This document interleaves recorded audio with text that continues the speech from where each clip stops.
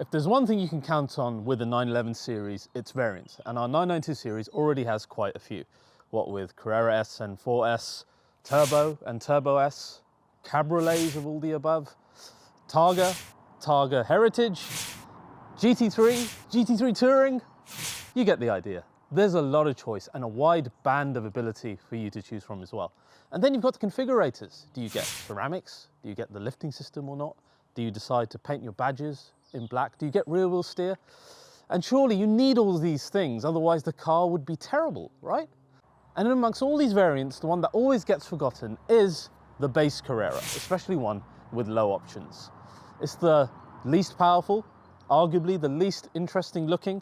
It offends our egos as petrol heads. You know, you want to get the S or the 4S or something a bit more meaty or larger calipers or larger wheels. But perhaps there is a hero hiding behind the modesty. And to test that idea today, we're putting up this base Carrera against the highly spec'd Carrera 4S, which would be the popular choice, to see how well does the base 911 fare, and is it as brilliant as the 992 can be? Let's dive straight in. So guys, Nord have sponsored this episode. They've done sponsorships in the past for RBR, but I really wanted to bring them back because of a particular experience I had. I was away for about 6 weeks over Christmas and New Year in Pakistan. And like many of you, I do loads of work on my phone and laptop, and it's all internet based. But the problem of going abroad is, if I'm using my Instagram and I'm showing up as in Pakistan, my reels disappeared and my shop disappeared suddenly from Instagram because the app thinks that you're in another country. And this is true of many apps. You've heard the usual Netflix thing where your library disappears, you can't access certain things. That was true as well. Netflix, Disney Plus, I was trying to watch Mandalorian, etc. And then I realized, hey, I've got Nord on my phone from the last sponsorship. So all I had to do was quick connect to the UK. Not only did my Instagram revert, but I could access all of my TV shows and movies. It's like shopping on Google. You can't do it unless Google thinks you're in a certain country. So I'd really recommend get NordVPN. I've got an offer for you guys here. The code is RBR.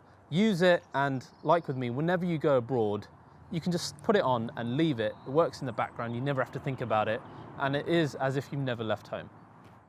So guys, 992 has got a plethora of variants, so many to choose from, such a wide band of usage amongst them as well. And today I'm going to give you a quick overview before we put the base Carrera up against the 4S and see how they fare on the road. Now, some general facts about the 992 that make it really cool. First of all, the entire project was headed up by the ex-head of GT division, which was Frank Stefan Walliser. So make of that what you will. In terms of the car itself, the same basic size as the 991, although it's got a wider front end by 45 millimeters, and now there's no narrow body. Now there's only the wide body as you would see in the 4S. We've also got staggered wheels for the first time on a standard Carrera, so 20s on the front, 21s on the rear. Our engine, that turbocharged flat 6, has been tweaked and reworked, and now it's mounted further down the bottom of the car for better center of gravity and less vibrations. We'll come on to power later. And we've got an all-new 8-speed PDK in this as well. And we've even got active aerodynamics on the front end. We've got ears, essentially, that listen to wetness of the road. Those are within the front wheel arches. The retractable rear wing has multiple positions as well. Some of my favorite highlights on the car is how you've got those lovely flush door handles on the side there, which look fantastic. You've got the cuts on the bonnet that remind you of G model and 993. I think this is one of the purest looking modern 911 designs. And then perhaps the best Easter egg you find on a modern car, when you look at the rear, you've got a code that says 911 and it's hidden within the rear grille.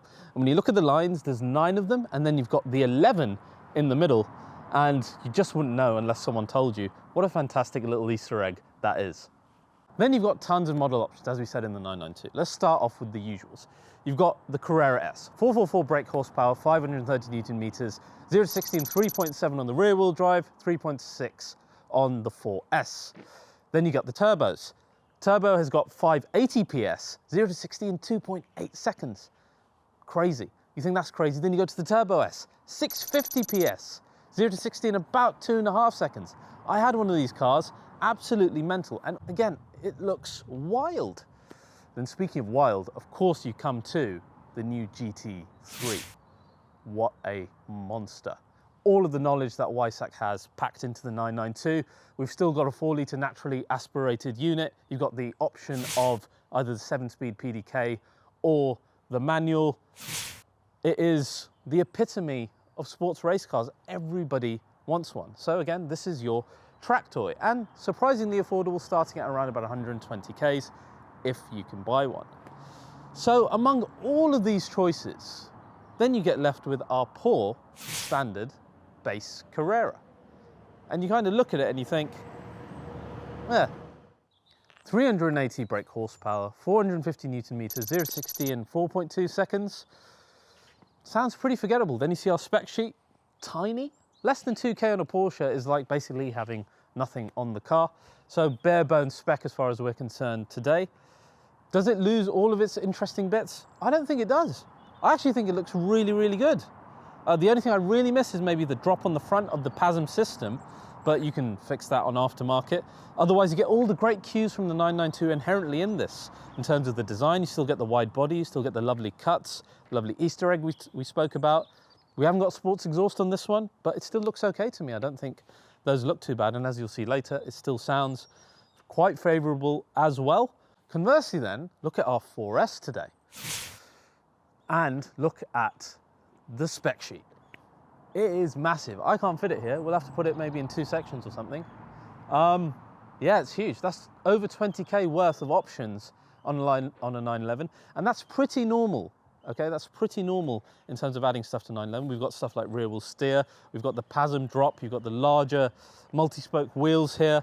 You've got the upgraded Porsche light system as well. Wheel centers with full color Porsche crest.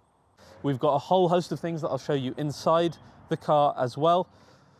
But generally, this is normally how you would spec a Carrera S or a 4S. This is the type of equipment that gets added to the car. But all in all then, you've got a car that's 84 grand and a car that's 120 something. There's about a 40K difference between the two of them. Can the 4S really be that much better? Or the real question is, can the base Carrera be really that much worse? Before we answer that, let's head inside and let's talk about the differences of options in the interiors. Now, undoubtedly the 4S with this Bordeaux red leather, black two-tone arrangement looks incredible inside. We've got the Porsche crest on the headrest. We've got the best thing here, I think, which is the painted exterior color on the trims. Of course, you've got sports Chrono package, which comes more into it in terms of the actual driving. So we'll talk about that later. We've got adaptive cruise control. We've got the tilting sunroof, heated GT Sport steering wheel, Bose surround system, front axle lift, sports exhaust system, all of these that dealers would not do without with ordering.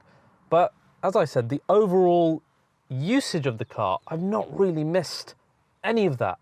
It's been absolutely fine in the base. Well, take a look at our base standard 911. Now, I still really like this, even though it hasn't got the 14-way seats that our other car does. This still looks really nice. You've got leather with fabric, which in 911's fabric really works, especially when it kind of looks houndstooth-like. You haven't got sports Chrono package, so your sport button is under the screen, but I didn't find any issue with that when I was driving it. I didn't really miss the little toggle on the wheel. I got quite used to it. And the rest of the interior, while quite simple, really looked just as good.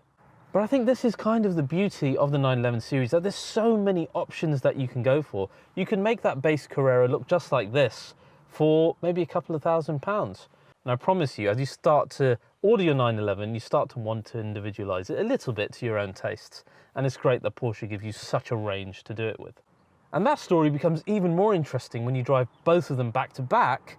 And, well, let me show you actually. So guys, let's start with the 4S and let's put the car in sport mode first of all, because it's the sporty side of this car that we're interested in.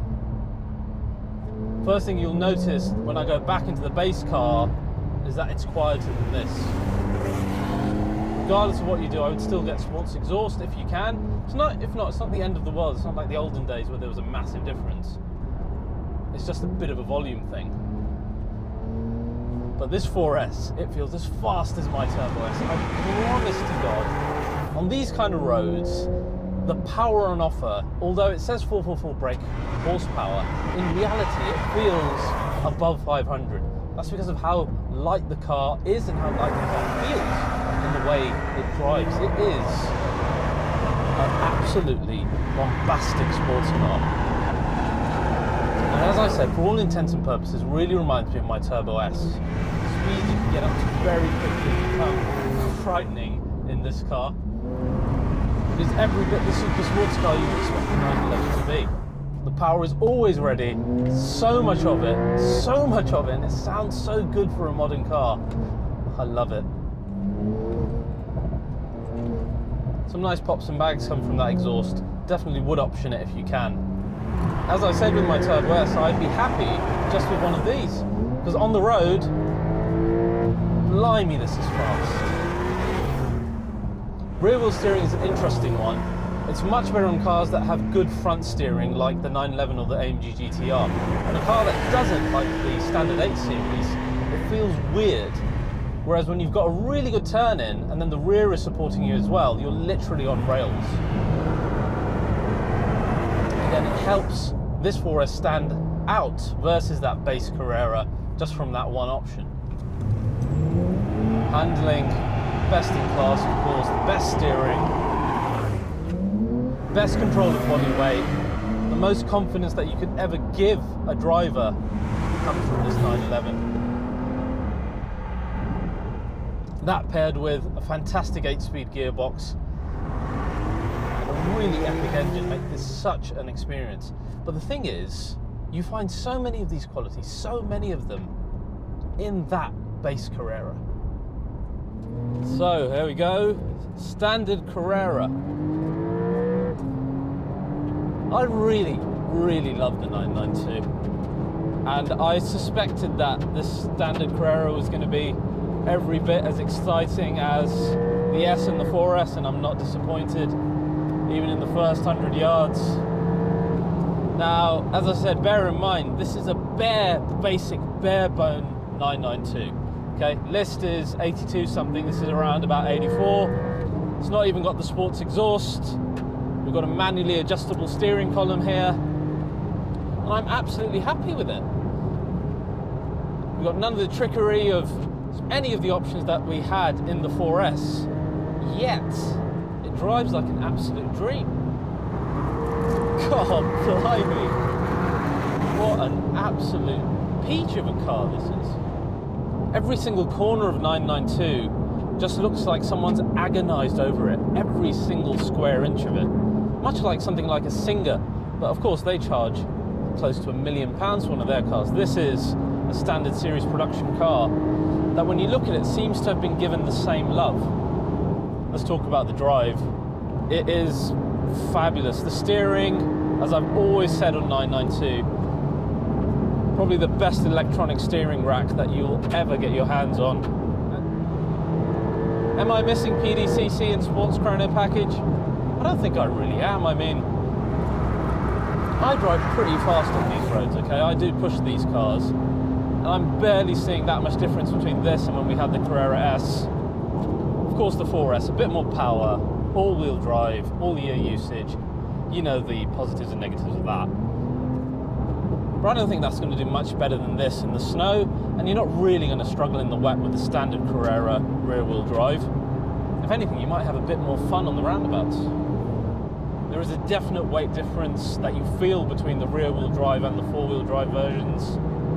That limit of understeer coming that much later in the rear-wheel drive. And boy, does it push on.